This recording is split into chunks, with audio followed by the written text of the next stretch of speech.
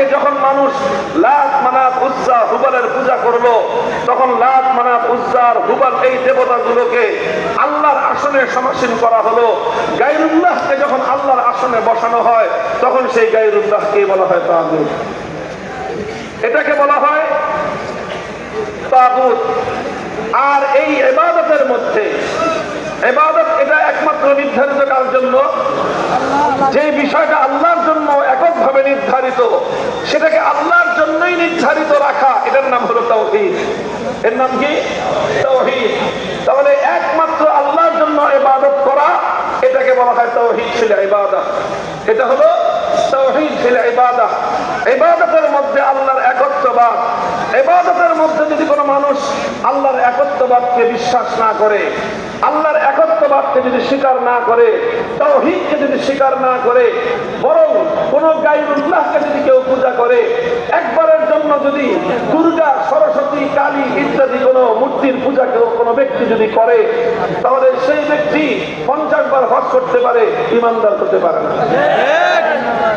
কারণ তার মধ্যে তাওহীদ ফিল ইবাদাতের বৈশিষ্ট্য নাই। এবার বুঝেন, ইবাদত যেরকম একমাত্র আল্লাহর জন্যই নির্ধারিত, ইবাদতের আসল একমাত্র আল্লাহর জন্যই সংরক্ষিত, ঠিক তদ্রূপ এই মহাবিশ্বের মধ্যে, সৃষ্টি জগতের মধ্যে বিধান দেওয়া, আইন তৈরি করবা চূড়ান্ত ক্ষমতা, সর্বোচ্চ ক্ষমতা, এটাও আল্লাহ পাক রব্বুল আলামিনের জন্যই নির্ধারিত। আল্লাহ যে আইন করবেন সেটাই চূড়ান্ত আইন। আল্লাহ যেই বিধান দিবেন, আল্লাহর সেই বিধানের উপরে আর কেউ বিধান তৈরি করতে পারবে না। এইভাবে বিধান দেওয়ার চূড়ান্ত ক্ষমতাকে আল্লাহর জন্য নির্ধারিত করা, এটাকে বলা হয় তাওহীদ ফিল হাকিমিয়া। বিধান দেওয়ার ক্ষেত্রে আল্লাহ পাক রব্বুল আলামিনের তাওহীদকে বিশ্বাস করতে হয়। বিধান দেওয়ার ক্ষেত্রে আল্লাহ পাক রব্বুল আলামিনের তাওহীদ এবং একত্ববাদকে মানতে হয়।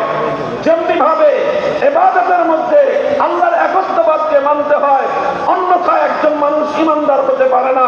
ঠিক তদ্রূপ বিধান দেওয়ার ক্ষেত্রেও আল্লাহ পাক রব্বুল আলামিনের তাওহীদ এবং একত্ববাদকে মানতে হয়, অন্যথায় একজন মানুষ ঈমানদার হতে পারে না।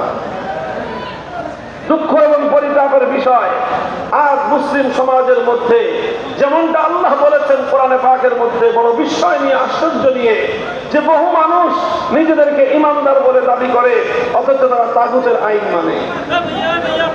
তারা নিজেদেরকে ঈমানদার বলে পরিচয় দেয়, অথচ তাগুতের আইনকে বিশ্বাস করে।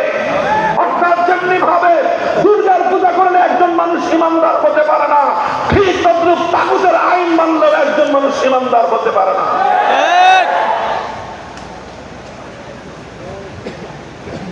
কথাটা লক্ষ্য করে বুঝেন যে আইন তৈরি করবার সর্বোচ্চ ক্ষমতা কার? কেউ প্রশ্ন করতে পারেন, তাহলে মানুষ কি কোনো আইন তৈরি করতে পারবে না? এই প্রশ্নের জবাব হলো যে হ্যাঁ, মানুষও আইন তৈরি করতে পারবে, বিধান তৈরি করতে পারবে। তবে মানুষের যে কোনো আইন, মানুষের যে কোনো বিধান, আল্লাহ পাকের যে কোনো আইন বা বিধানের সঙ্গে যদি কন্ট্রাডিক্টেড হয়ে যায়, যদি বিপরীত হয়ে যায়, সাংঘর্ষিক হয়ে যায়, সঙ্গে সঙ্গে মানুষের বানানো আইন বাতিল বলে গণ্য হবে। মানুষ আইন তৈরি করতে পারে, তবে আল্লাহর আইনের অধীনে থেকে মানুষ আইন তৈরি করতে পারে। আল্লাহর আইনের বাইরে গিয়ে দুনিয়ার কোন মানুষের জন্য আইন তৈরি করবার অধিকার নাই। যারা আল্লাহর আইনের বাইরে গিয়ে আইন তৈরি করবে, তারা নিজেরা আল্লাহর আসনে নিজেদেরকে বসবার দাবি করবে, আর যে নিজেকে আল্লাহর আসনে অধিষ্ঠিত করবে তাকেই বলা হয় তাগুত। যে নিজেকে বলবে আল্লাহকে বাদ দিয়ে আমার পূজা করো, সে যেরকম তাগুত। যে ব্যক্তি আল্লাহর আইনের বিরুদ্ধে আইন তৈরি করবে, সেও সমপর্যায়ের তাগুত। যেমনি ভাবে মহাবিশ্বের মধ্যে আল্লাহকে ছাড়া অন্য কেউ ইবাদত চাইতে পারে না, ঠিক তেমনি ভাবে সৃষ্টি জগতের মধ্যে আল্লাহর আইনের বাইরে গিয়ে অন্য কেউ আইন তৈরি করতে পারে না। যারাই আইন তৈরি করবে আল্লাহর আইনের বিরুদ্ধে, তাদেরকেই বলা হবে তাগুত। যদি কোনো বাদশা আল্লাহর আইনের বিরুদ্ধে আইন তৈরি করে, সেই বাদশাকে বলা হবে তাগুত। যদি কোনো রাষ্ট্রপতি আল্লাহর আইনের বিরুদ্ধে আইন তৈরি করে, সেই রাষ্ট্রপতিকে বলা হবে তাগুত। যদি কোনো প্রধানমন্ত্রী আল্লাহর আইনের বিরুদ্ধে আইন তৈরি করে, সেই প্রধানমন্ত্রীকে বলা হবে তাগুত। যদি কোনো মন্ত্রী পরিষদ আল্লাহর আইনের বিরুদ্ধে কোন আইনকে অনুমোদন দেয়, সেই মন্ত্রী পরিষদকে বলা হবে তাগুত।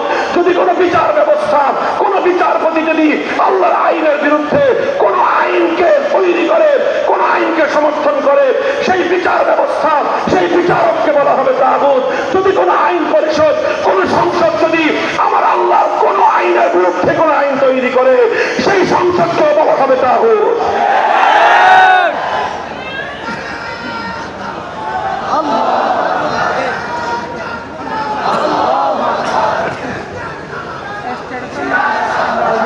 এই বিষয়টা বুঝবার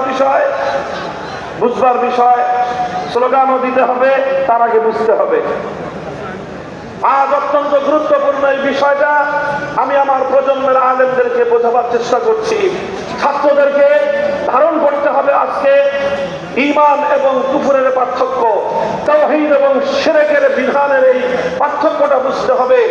তাগুতের সঙ্গে আজ তাওহীদকে একাকার করে মুসলিম সমাজের মধ্যে শুধু লক্ষ লক্ষ নয়, কোটি কোটি মুসলমান নামধারী মানুষ ঈমান হারা তাগুতে বিশ্বাসী হয়ে জাহান্নামের পথে চলছে, অথচ সমাজ এবং নিজেরা তাদেরকে ঈমানদার বলে মনে করতেছে। আল্লাহ এই অভিশাপ থেকে মুসলিম উম্মাহকে হেফাজত করেন। মুহতারাম হাজিরিন, মুসলিম সমাজের মধ্যে এই অভিশাপ ছিল না। আল্লাহর আইনের বিরুদ্ধে কোন মানব রচিত কোন আইন, কোন বিধান মুসলিম সমাজের মধ্যে থাকবে, এই অভিশাপ একটা দীর্ঘ সময় পর্যন্ত মুসলিম সমাজের ছিল না। খায়রুল কুরুনের ছিল না, খেলাফতে রাশেদার যুগে ছিল না, খেলাফতে বনু উমাইয়ার যুগে ছিল না, খেলাফতে বনু আব্বাসিয়ার যুগে ছিল না। সর্বপ্রথম এই আল্লাহর বিরুদ্ধে আইন তৈরি করে সেই আইনের দ্বারা মুসলিম সমাজকে পরিচালনা করার এই অভিশপ্ত কুফরি ধারা মুসলমানদের মধ্যে চালু করলো তাতারি সম্প্রদায়। এই তাতারিরা, চেঙ্গিস খানের চালাতামন্ডারা মুসলমানদের খেলাফতের রাজধানী বাগদাদকে ধ্বংস করলো। মুসলিম বিশাল সাম্রাজ্যকে দখল করে মুসলমানদের উপর চেঙ্গিস খানের বানানো আইন, তারা আল্লাহর আইনকে উৎখাত করে সেই জায়গায় চেঙ্গিসি আইনকে তারা বাস্তবায়ন করলো। আর মুসলিম সমাজের মধ্যে সর্বপ্রথম এই অভিশপ্ত ধারা চালু হলো। এই অভিশপ্ত ধারা চালু হওয়ার পর মুসলমানদের আলেম সমাজ, মুসলমানদের মুজাহিদিনে মিল্লাত অনেক ত্যাগ স্বীকার করেছেন, কুরবানি দিয়েছেন, রক্ত দিয়েছেন, জীবন দিয়েছেন, তাগুতি ব্যবস্থার সামনে মাথা নত করেন নাই। অসংখ্য অগণিত উলামায়ে কেরাম জীবন দিয়েছেন, বহু মুসলমানদের শাহাদাত বরণ করতে হয়েছে। শাইখুল ইসলাম ইবনে তাইমিয়া রাহমাতুল্লাহি আলাইহি ৬ বার কারাবরণ করেছেন, কিন্তু তাগুতের আইনের সামনে মাথা নত করেন নাই। জিহাদ করেছেন, রক্ত দিয়েছেন, জীবন দিয়েছেন। শাহাদাতের রক্তের বিনিময়ে এক সময় তাতারিরা পরাস্ত হয়েছে, তাদের উপর ইসলাম এবং মুসলমানরা বিজয়ী হয়ে আবার মুসলিম সমাজের মধ্যে আল্লাহর আইনের শাসন তারা ফিরিয়ে এনেছিলেন। তাতারিরা অনেক ধ্বংস হয়েছে, কিছু তাতারিরা ঈমান গ্রহণ করে মুসলমান হয়ে গিয়েছে। মুসলমানদের সমাজ থেকে আল্লাহর আইনকে উৎখাত করে সেই জায়গায় মানব রচিত আইনের দ্বারা সমাজকে পরিচালনা করবার এই অভিশপ্ত ধারা দুনিয়া থেকে মুসলমানরা আবার বিলুপ্ত করে দিয়ে আবার সেই সোনালী ধারা তারা ফিরিয়ে আনলেন। খেলাফতে ওসমানিয়া কায়েম হলো দীর্ঘ শতাব্দীর পর শতাব্দী পর্যন্ত।